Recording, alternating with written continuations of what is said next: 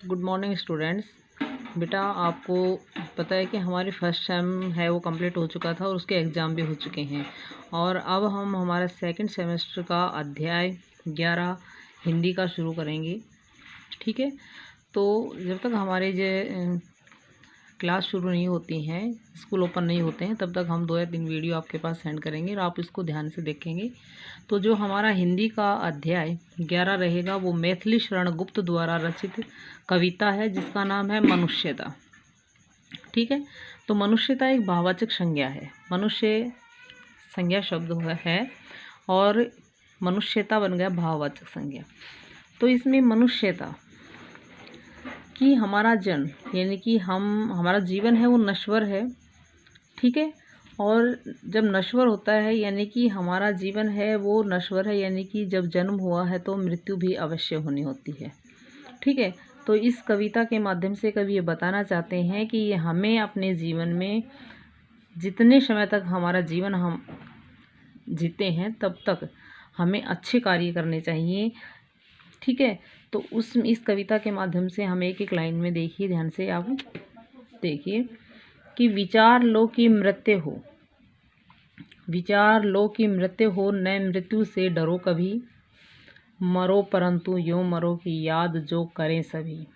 ठीक है, मैं एक एक लाइन का इनके शब्दों के अर्थ में मैं विचार लो यानी कि मान लो कि हमारा जीवन है, सोच लो कि हमारा जीवन है नश्वर है, ये आपको पता है। ठीक है, कि हमारा जीवन नष्ट होगा, हमारी जब जन्म हुआ है तो मृत्यु भी अवश्य है। न मृत्यु से डरो कभी, आप मृत्यु से कभी भी मत डरो, कभी भी मत घबराओ। मरो परंतु यूं मरो की याद जो करें सभी, लेकिन मरना है सभी को, लेकिन मरने से पहले हमें ये सोचना चाहिए कि परंतु मरो, ये ऐसे कार्य करके मरें जो करें सभी, जो हमारे जाने के बाद, हमारी मृत्यु के बाद भी हमें सभी याद करें, यानी कि अच्छे कार्य करें। हुई न यों सुमृत्यु तो वृथा मरे वृथा जिए। सुमृत्यु होती है अच्छी मौत, वृथा बेकार, वृथा बेकार। तो इसमें यानी कि मौत आई यानी मृत्यु भी अच्छी होनी चाहिए। यदि हम कुछ अच्छी दूसरों की भलाई न की हो, यदि हमने अच्छा कार्य नहीं किया हो तो हमारा जो जीवन और मरण है वो दोनों बेकार है। मरा नहीं वही की जो जिया न आपके लिए, मरा नहीं वही की जो जिया न आपके लिए। मरा वही व्यक्ति यानी कि जो अपने स्वयं के लिए नहीं, यानी कि जो स्वार्थ, जिसके मन में कोई स्वार्थ भावना नहीं रही, हमेशा वो दूसरों की भलाई में रहा, दूसरों की भलाई करता रहा, तो इस तरह का जो जीवन होता है वो सही होता है। यही पशु प्रवृत्ति है कि आप ही चले। अगर अपने ही बारे में सोचा, स्वार्थ भावना जिसके अंदर रही, तो वह एक पशु प्रवृत्ति में आ जाता है।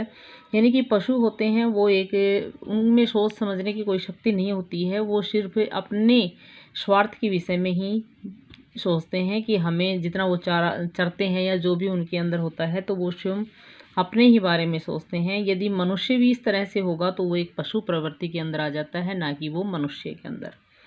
वही मनुष्य है कि जो मनुष्य के लिए मरे, और मनुष्य वही होता है जो एक दूसरे मनुष्य की भावनाओं को समझे, उनकी सहायता करे।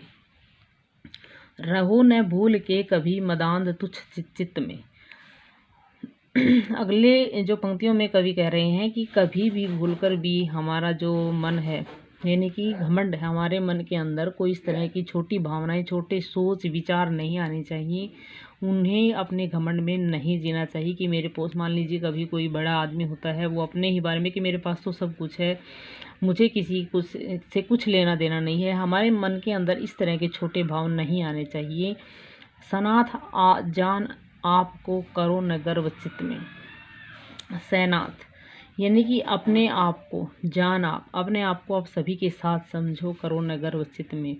आप सभी की भलाई करो, सभी के साथ रहो, करो न गर्व चित्त में, यानी कि अपने मन में कभी भी कोई घमंड ना लाए। अनाथ कौन है यहाँ त्रिलोकनाथ साथ हैं।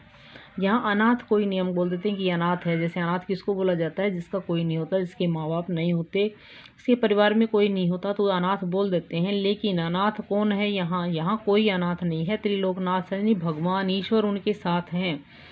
दयालु दीन बंधु के बड़े विशाल हाथ हैं। और हमारे भगवान यानी कि दयालु दीन, जो दयालु कहा है किसको कहा गया है यहाँ, ईश्वर को।